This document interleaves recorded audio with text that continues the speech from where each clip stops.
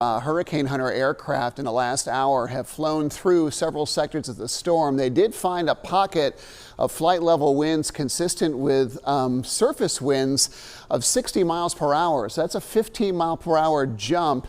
Storm continues to move still northeast, kind of a parallel path along the coast at 5 miles per hour. So this still could be a good 12 hours away from coming back on shore later this evening and overnight. As far as the bands of rain are concerned, you can see why we're talking about this. Some heavy rain bands just kind of arcing in have been really inundating the North Carolina coast, the Wilmington beaches, up in the southward facing beaches, and even parts of the Outer Banks most of the day. Forecast path hasn't changed all that much since earlier this morning, but potential landfall winds of 65 sometime very late tonight or early tomorrow morning coming back on shore.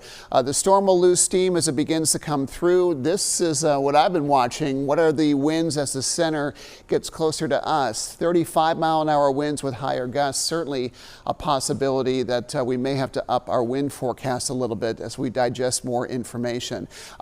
Path is narrowed quite a bit. A lot of confidence that this is going to be within the cone, what we call the cone of uncertainty moving forward. Wind speeds again will continue to drop little by little as it continues to push northward, but we are expecting a tropical depression to come through. Still though, the primer before the winds arrive is going to be the heavy rain. Still expecting 3 to 6 inches of rain over the Triad, the eastern foothills. Flood watches are posted. They're in effect now and will continue through sometime Friday. Right now set to expire sometime Friday evening. 3 to 6 inches of rain softening the ground. You add the wind to that, you can certainly add power outages to a growing list of concerns about this storm system. I already have a few areas of rain, a couple of downpours starting to kind of rotate in from Montgomery and Randolph County. The rain is going to start slow today, coverage gradually increasing over several hours. This afternoon we have a 50-50 shot for showers and maybe an isolated thunderstorm over Triad communities. The impact icons are up for the possibility of flooding. The flood watch is in effect, so we put the icons up. Breezy weather today out of the northeast will actually feel kind of nice, about 10 to 20 miles per hour. If you have errands to get done, any preparations to make, you want to do them today. You don't want to get out in this tomorrow. Temperatures will be close to 80 today, pretty overcast skies, and even though evening rain chances drop a bit, they will accelerate upwards later tonight as some of these bigger bands that we've seen along the coast begin to pivot more inland. High of around 83 in the foothills, a few showers possible today. It won't look terribly wet until some of the rains begin to move in later tonight and early tomorrow. Northeast winds at 5 with temperatures in the upper 70s in the mountains, overcast skies, and rain chances at about 40%. So quick look at the hour by hour. You can see a little bit of banding going on this afternoon, decent coverage. It's hit or miss initially, and then here it comes, coming in late tonight. By the time you're waking up tomorrow morning, getting ready to get your day going, this is what radar could look like tomorrow. So torrential rains, likely ponding of water on roadways. I don't think we're going to experience any overnight flooding. We just won't have enough rain down yet. But as we go over the course of the day and these bands continue to pivot through, that flood risk is going to grow. We could even see a good shift farther west, bringing some of the decent rainfall totals to the high country. Foothills, we're also going with 3 to 6 inch rain totals and 2 to 4 likely in the mountains.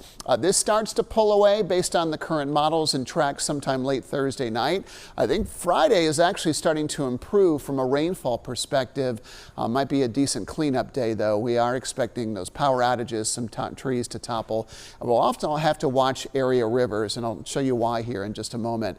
That excessive rainfall outlook in the high range, that's something that we don't see very often, and it includes the eastern part of our Piedmont Triad. In these areas, that bright magenta color that you see, we are expecting to see some flooding rains in our area, even as far west as the foothills. Pretty good bet that we're going to see at least some ponding or high water in some areas. Rainfall totals, we'll get to this now. You can see it starts to accumulate pretty well overnight. By the time you wake up, could have 1-2 inches of rain, but possibly heavier amounts south and east of us. And then as the rain continues to fall, those totals continue to add up. 3 to 6 inches of rain, but we could see more in some areas, and you can see it will impact a large area. We're watching a couple of rivers to start. Yadkin River, forecasting some minor flooding near Yadkin College. We're also expecting some minor to moderate flooding along the Dan River. Rivers likely won't crest until sometime Friday or Friday night, but it's something that we're going to have to pay attention to. So this kind of summarizes what we are expecting. The impact starts tonight, ends early Friday for the most part. 3 to 6 inch rain totals expected with gusts up to about 40 miles per hour. Can also see some decent wind gusts. Some of the models trying to bring in gusts approaching 50 miles per hour. They tend to run a little hot though, so I'm still comfortable with 30, 40, maybe 45 mile an hour gusts at the height of the storm as that center closes in. Not expecting severe weather. Often tornadoes can spin up.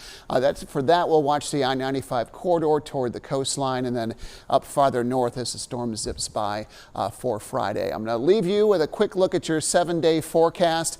Tomorrow, a weather alert day for the impact of Debbie coming through. Our temperatures stay pretty comfortable though as rain chances diminish, and the weekend will obviously be a lot better feeling than it is right now. Thanks for joining us.